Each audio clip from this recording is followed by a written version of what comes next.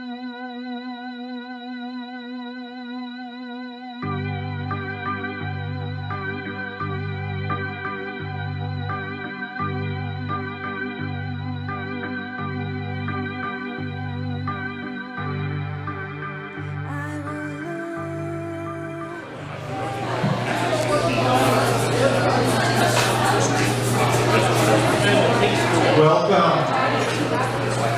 to the Hot L Poetry Series at Bird in Hand. As ever, we're grateful to Emma Schneider for having us here. Please order lots of mate and coffee and tip your barista. There's wine and beer for sale for a small donation. So delighted that you're here for the October reading in celebration of 32 Poems magazine.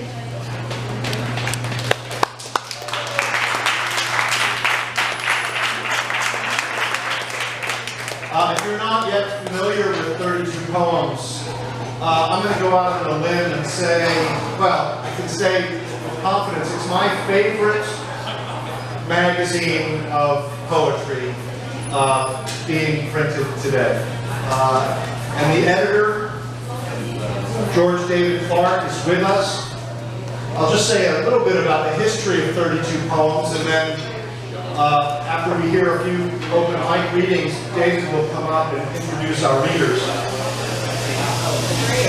32 Poems magazine is distributed in more than 20 countries. It's a biannual collection of shorter poems for the ear, the eye, and the ego.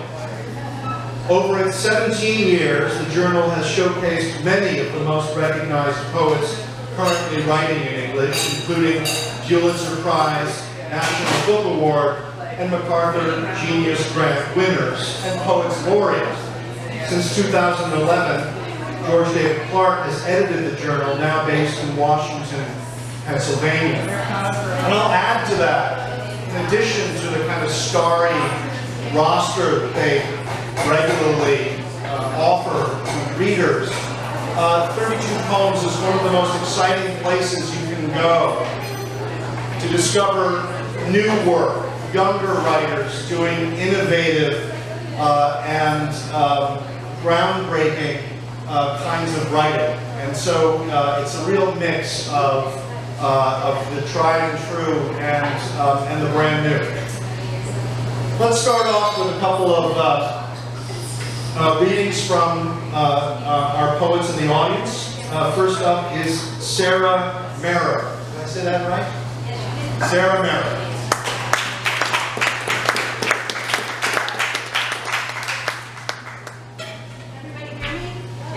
Yeah, come up and use the mic. Right.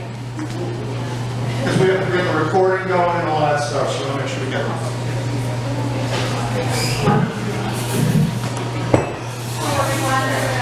Is this an honor? I can't wait to start. Can you hear me? A little closer to the mic. All right.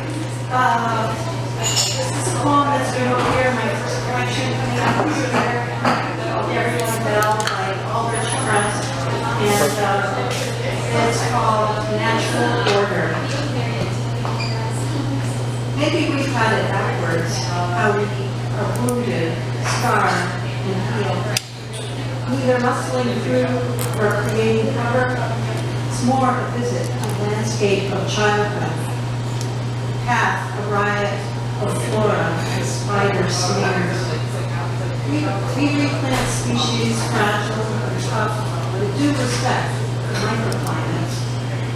I eat summer squash and blueberries, turn the color of dirt in the sun. When thought clears out, we are, after all, made of the same stuff. Earth, water, sky, with nowhere to go. So here it is, the wisdom of the wound. Once a touch of loud tissue, red and uncertain beneath the skin of life. Reforested permits the fleeting membrane its rugged joy, acquiescent just long enough to change.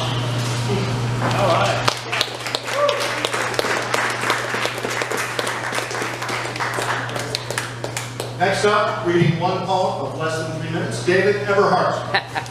Sounded like a reminder. Just announced the format. Everybody knows the rules. One bite, everybody knows the rules.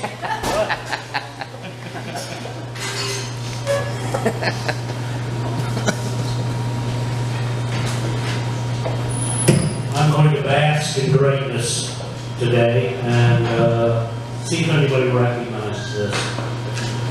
This means a lot to me lately. Such a delight. I have been here before, but whether now, I cannot know. I know the grass beyond the door, the sweet keen smell, the sign, sound, the lights around the shore. You have been mine before. How long ago, I may not know, but just when at that swallow's soar, your neck turned so, some veil did fall. I knew it, all of you. Has this been thus before, and shall not thus times eddy flight still with our lives, our love, restore and death's despite, and day and night yield on the light once more. In 1870, an older final stanza, then, now, perchance again, oh, round mine eyes, your tresses shake. Shall we not lie as we have lain, thus to us, and sleep, and wake, and never break the chain? Anybody know? Dante Gabriel Rossetti.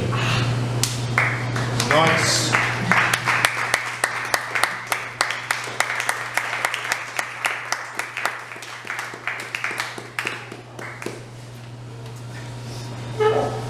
Well done, sir.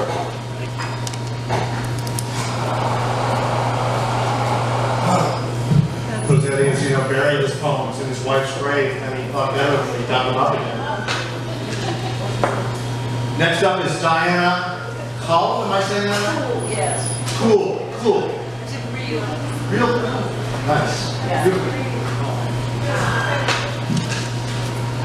All right, this is the very brief flow into the spectrum, a limericks.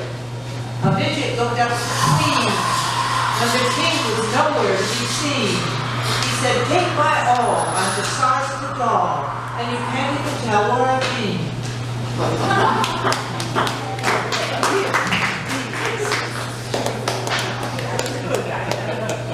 All right, we have 2 more readers coming up, and then our first feature. Next up is Chris Childers.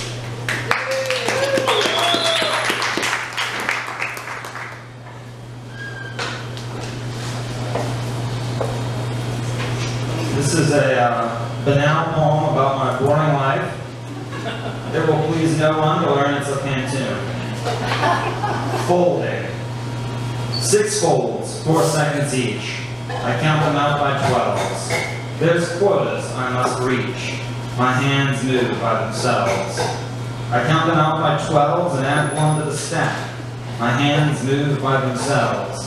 I fold them in the back. I add more to the stack, correct and elegant. I fold them in the back and send them to the front. Correct and elegant, still creased, unsullied still, they file out to the front and the unavoidable. Creased and unsullied till exposed on meaty laps to unavoidable assaults of sauce and scraps. They sprawl on meaty laps as smears and streaks accrue of lipstick, sauces, scraps, breadcrumbs, wine stains, ragu. And still the streaks accrue and finally muddle them with crumbs, wine stains, ragu, drool, phlegm, and pot de creme. Till someone muddles them off in the laundry van, drool, phlegm, and pot de creme, to wash and starch again. Off in the laundry van, till the wash cycle puts the starch back in again, absolving all the schmutz. And this recycled putz can do his one poor trick, absolved of all their schmutz, they're positively orphic. I do my one poor trick, My hands move by themselves. It's positively Orphic. The counting goes by 12s. My hands move by themselves. There's quotas I must reach. I count them out by 12s. 6 folds, 4 seconds each.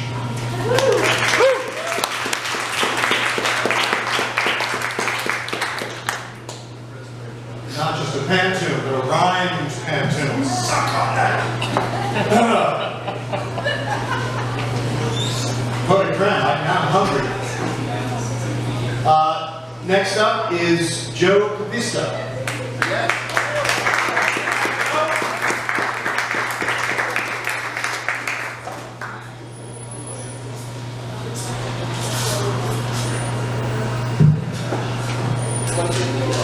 This one's kind of a stray, but I'm going to read tonight because it references by name Haley's wonderful powerhouse book, Swoop. So I figured this is the time to read it, right? Just 3 quick things. My daughter's name is Aoife. It's an Irish name, and it's said Aoife, and it's spelled A-O-I-F-E. The second thing is I'm a suffix, so I'm the third. But my dynastic line has failed, so they're not for $2. And the last thing is the title of the poem is the title of the poem. That's the title of the poem. Okay, so the title of the poem. The title of the poem vexes us so as here such sundry twitchy bits need accounting for. This one went from lemon pond to pond lemon, which sounds less sensuous, but was never, as is ashes of Weldon, resoundingly dour. Maxine Keenan recommends geography, chronology, or furniture, I tell students, but seldom pay attention to this myself. Anne Ferry's book, the title to the poem, I botched the title of the poem, of affecting connectivity, whereas to accompany. How instructed Heather's Donner's Boner, evincing at once subject, theme, and tone. Yet Magritte's friends titled his canvases over beer and without ever actually seeing a single brushstroke, which is also useful to recall. Impasto, what a whole hump technique title. Swoop drops from the shelf and it's dooms. Heroes, you'll always be my chili dogs. We named our baby girl Aoife, E as in tree, Fa as in fuck you as Irish free the people, and the clerk scooping my double waffle cone of Eureka lemon Tonberry pancake swirl said, dude, that's my lab partner's name. It's spelled with an F and a bunch of random vowels, right? And I, in postpartum non-speak anti-wound, said only right. First oops. I nix my Regal 3. Telemarketer solicit Mr. Ill, thus stop signs I bomb Mr. Ill. Great, Joe wrote Daisy in relation, but who are you in relation to your poems? The front man, I replied, X-ray and the identity crises masked evermore in Dime's door X-ray specs, whose true selves yet unknown. Spite said, cockamamie, get up, you lose yourself in me each time I sing of love/heartbreak or some meticulous betrayal we permit itself in wake of personal failures we have not the courage to name, much less acknowledge, and then the tip of our uncanny rapport. So strange, stranger, how my thoughts occupy your mind. So strange in this disguise, I can see right through you. Woo!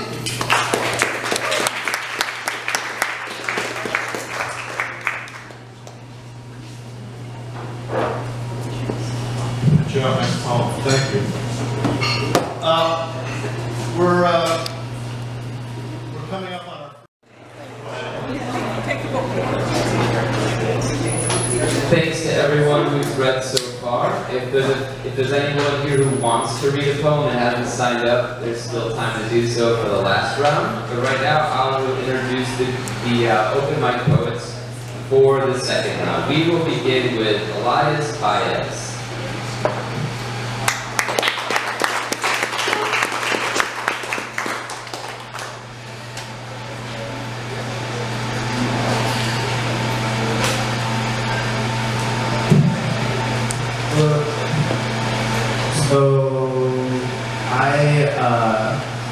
want to read something of my own. I kind of wanted to bask in the greatness, as an earlier reader said. So I'm going to try to recite Lullaby by Autumn, and hope I don't forget. Lullaby. Lay your sleeping head, my love, human on my faithless arm. Time and fevers burn away individual beauty from thoughtful children, and the grave proves the child ephemeral. But in my arms till break of day, let the living creature lie, mortal, guilty, but to me, the entirely beautiful. Soul and body have no bounds. To lovers that rely upon the tolerant, enchanted slope, brave and vision Venus sends of supernatural sympathy, universal love and hope. And fashion, no!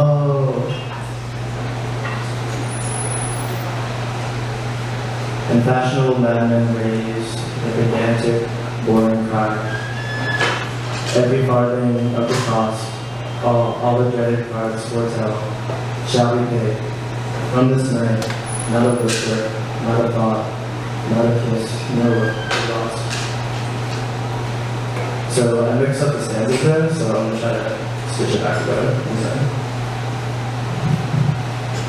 Certainty, fidelity, on the stroke of midnight pass, like vibrations of a bell. While an abstract insight waits among the glaciers and the rocks, the hermit's carnal ecstasy. Sorry about that. Beauty in midnight vision dies. Let the winds of dawn that blow softly round your dreaming head, such a day of sweetness show. I and knocking heart may bless. Find the mortal world now. May noons of dryness and nights of insult let you pass. Noons of dryness find you fed, nights of insult let you pass, watched by every human life. Thank you.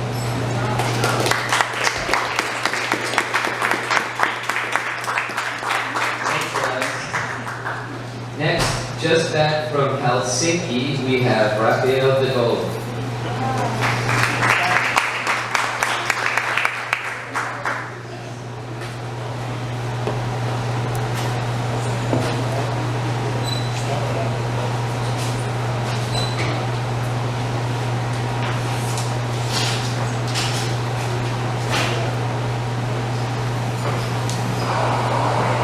Is this good like this? Yeah? Yep. Okay. This is not a new poem.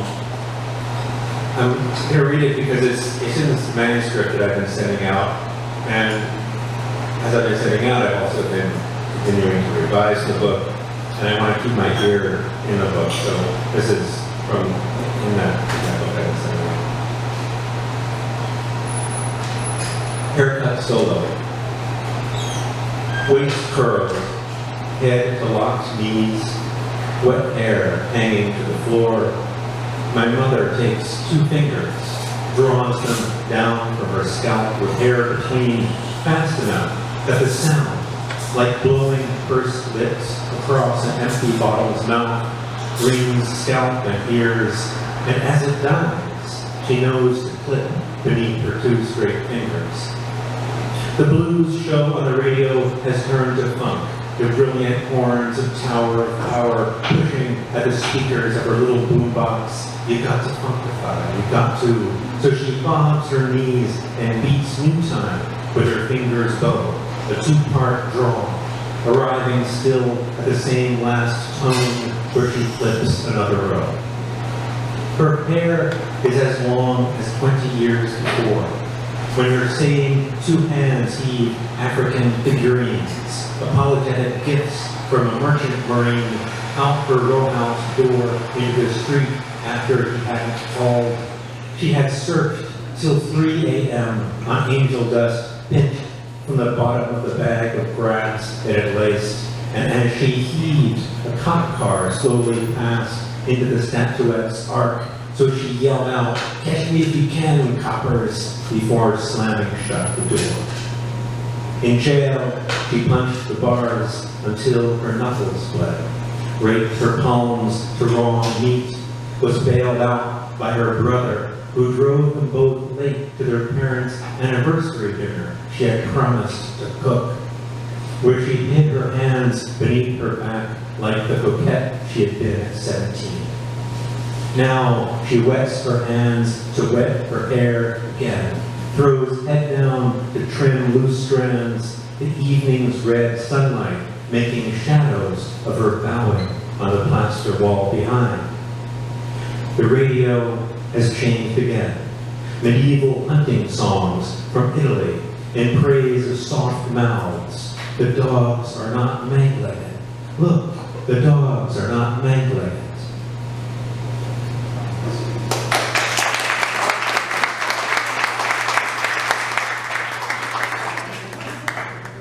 Thank you, Raphael. Next, we have poet and critic Ned Belleville.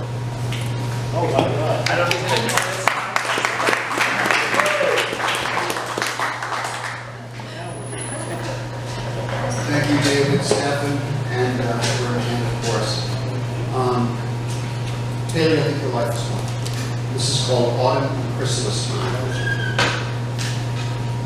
It's butterfly dying time, leaf grieving, thieving time, blue wings against pavement time, less praise than appraisal time. It's foxes hightailing time, bird's nest unveiling time. It's prey caught dangling time, and silk strands strangling time. It's wood stoves burning up time, first frost delivering time. It's whippoorwills woeful in time. It's what you will, winging in time. It's wildfire weathering time, last chance and gunning at time. Lives lost, believing in time. Least harm in leaving in time. It's mantises feeding off time. What's past releasing us time. Cold front confronting us time. Cicadas Arcadian time. It's rainforests blazing through time. Glaciers once greater than time. Bee colonies bleeding through time. Lost stars trespassing in time. Or is it healing time? Grave thoughts weaving in time.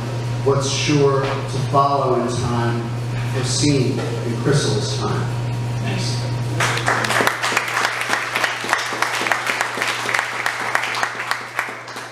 Thank you, Ned. And next we have a poet who was a featured poet in our series. We're always happy when she's back and reads for us. Jane Satterfield.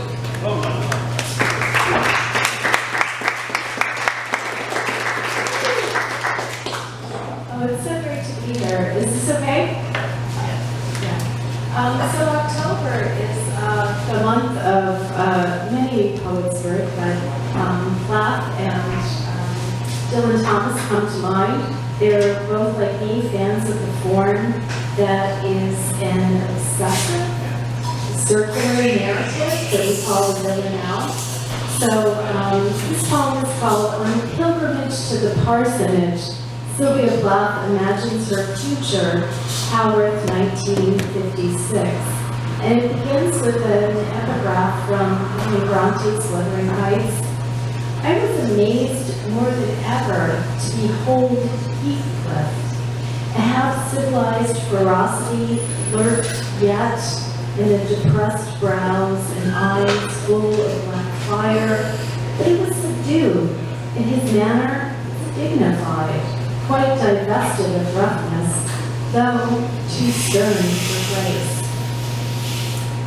Your whole life you've admired Emily, and now you're here on pilgrimage to Haworth, imagining the absent family, three sisters who lived ordinarily, yet plotted novels whose heroines are singular lives. But unlike Emily, forever aloof, you married hastily. Ted, your rugged Heathcliff of the North, will let you down, urge absent family to no avail. Who needs their homily? Today, your tarot cards foretold rebirth. And so you'll see in rooms, once Emily's, the precious books she studied stealthily beside her tarnished pans, the kitchen hearth. Ted will be father in a family you'll raise together.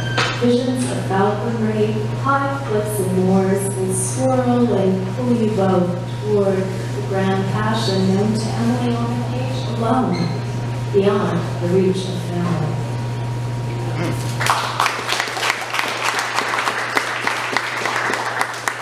Thank you, Jane. Our last open mic reader for this round is Jacob Israel Children.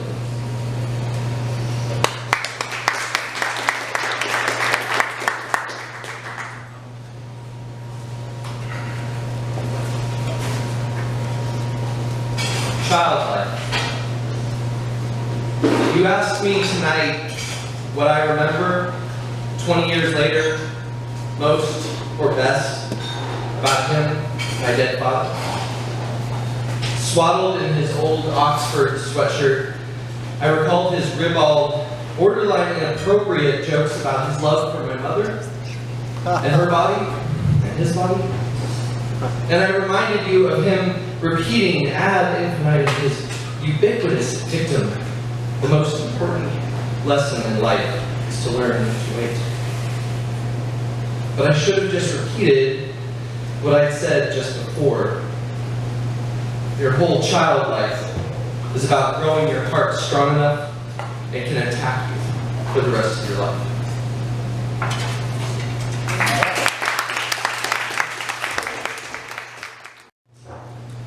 We're going to finish up with a handful of open mic readers. And I'd like to kick things off with a translation of my own. A 19th century Italian poet, now sort of woefully out of fashion.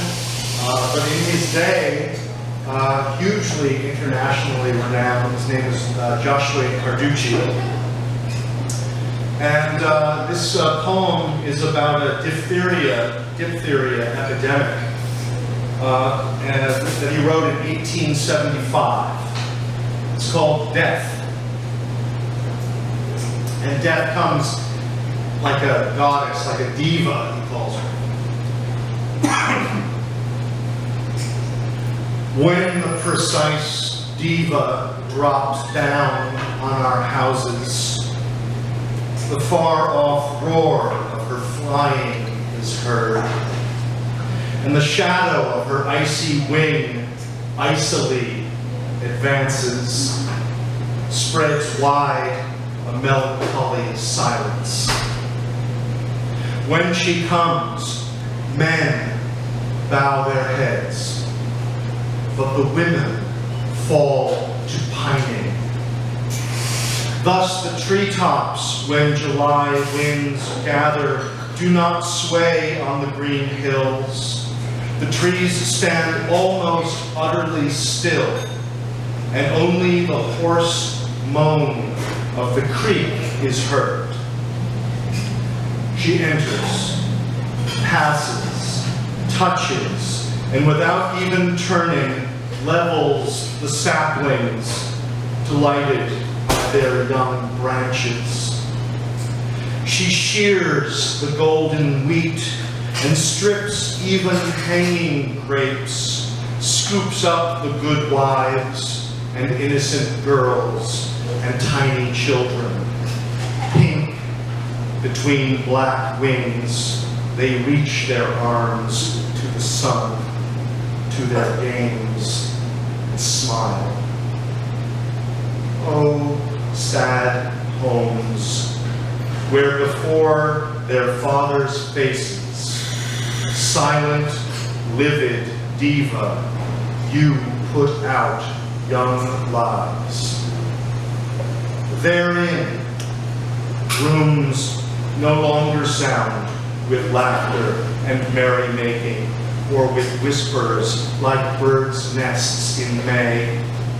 Therein, no more the sound of joyful rearing, nor love's woes, nor wedding dances. They grow old therein, the shadowed survivors. To the roar of your return, their ears incline, O goddess. Next up is James Arthur.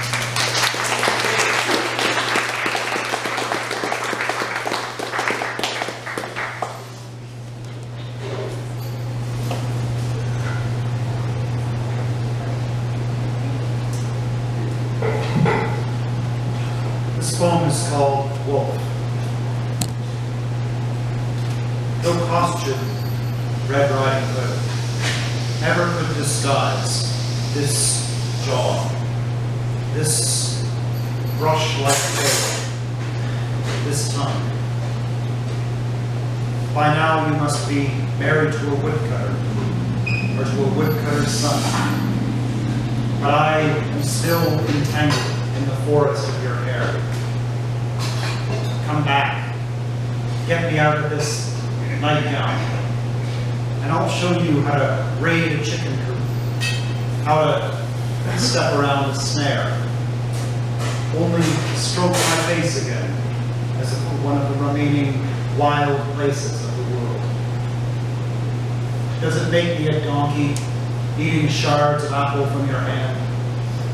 I'd devour every grandmother in the world to get back into your basket. Look at the savage brambles pasted through my fur. Don't tell me that my enormous eyes and teeth don't frighten you anymore. My enemy, the moon, looks down at me like a cauterized eye as I creep into the village and softly call your name.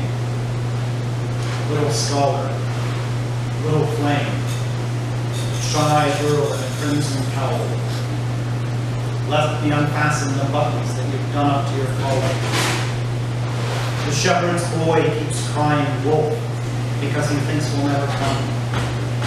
Red Riding Hood, come help me blow these houses down. It's not like I'm not able to live inside the law.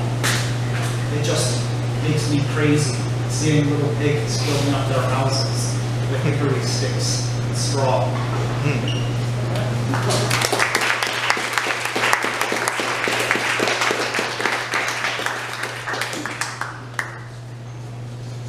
I'm very pleased that we can now hear a poem from our host, editor of 32 Poems, the poet David Clark.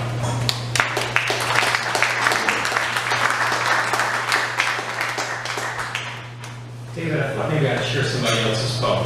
Yeah, sure. This is it's a Mark Strand poem that I absolutely love. It's the title poem of his first book, Sleeping with One Eye Open.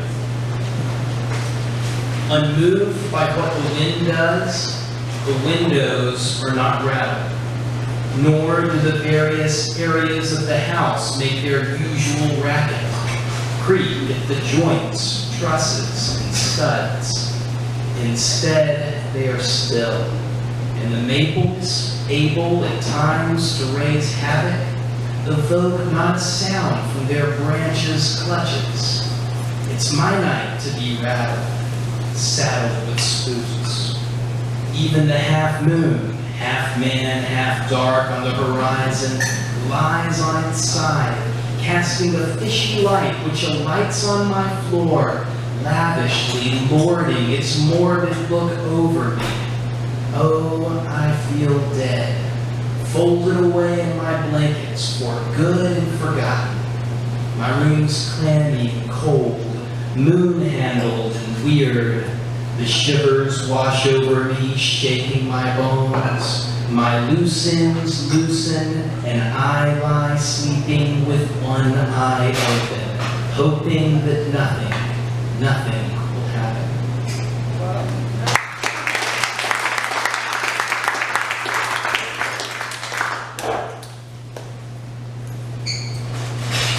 Thanks for that, David. It's always wonderful to remember that terrific poet.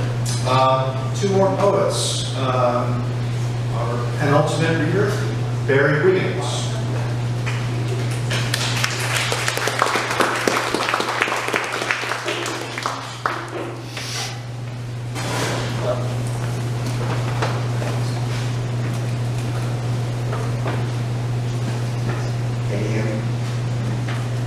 very lucky. This is the first time I've read anything in public. That's a little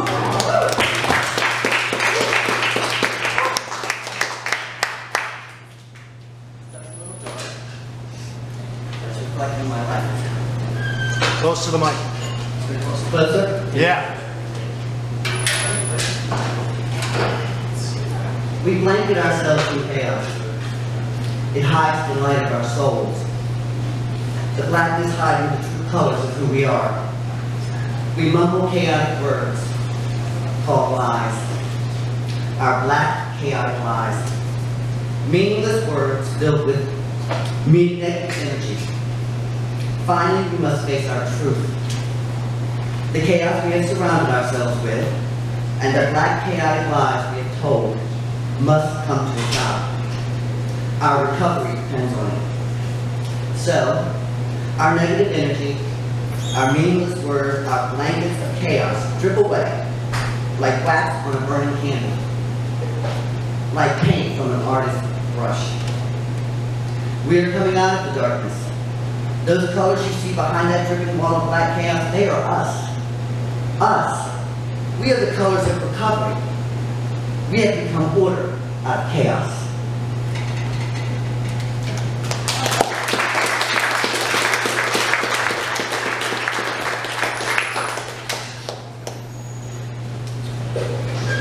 Thank you all again for coming. You can subscribe to 32 Poems magazine online. I strongly recommend it. You will not be disappointed. Books are set for sale by our featured readers. I want to thank them again for being with us, and we'll finish with one more poet. See us next month, second Sundays, 4 p.m.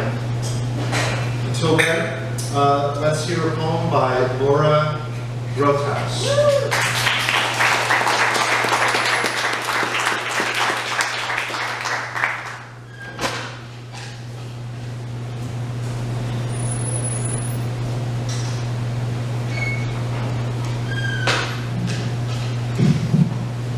Hello.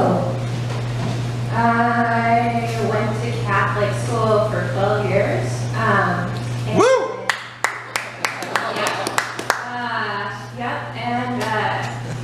One of the great things about going to Catholic school and also being queer is that you learn a lot of queer saints out there. So this one is dedicated to Saint Sebastian. You'll learn more about him. It's called The Tending. And it's after painting Saint Sebastian Tended by Irene by Hendrik Verbruggen. The women jungling arrows from your chest look as if they're pulling splinters. So calm. While dust velvets your limp gray hand. I heard you were the patron of dispossessed queens and tomboys, diners at the altar of Lady Ham. Oh, Sebastian. I kissed her mouth on the couch after roller skating. Her cat stared, and it felt like God laid a finger on my spine.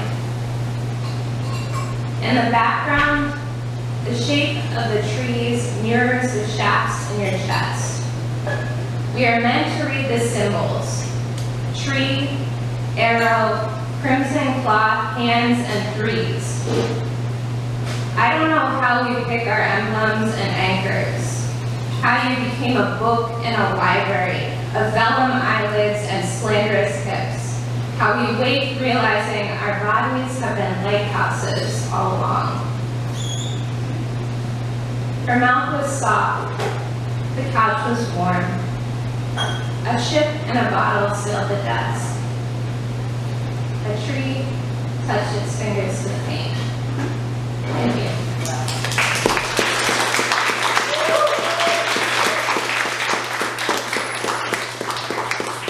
Laura, thank you. Beautifully done. Next month, huge reading, Melvin E. Brown, Baltimore Institution, amazing poet. Come out and hear him. He is incredible. reading with a very exciting younger poet whose first book has just been published, Anders Carlson Wee. So come on out next month and read a poem, and we'll see you then.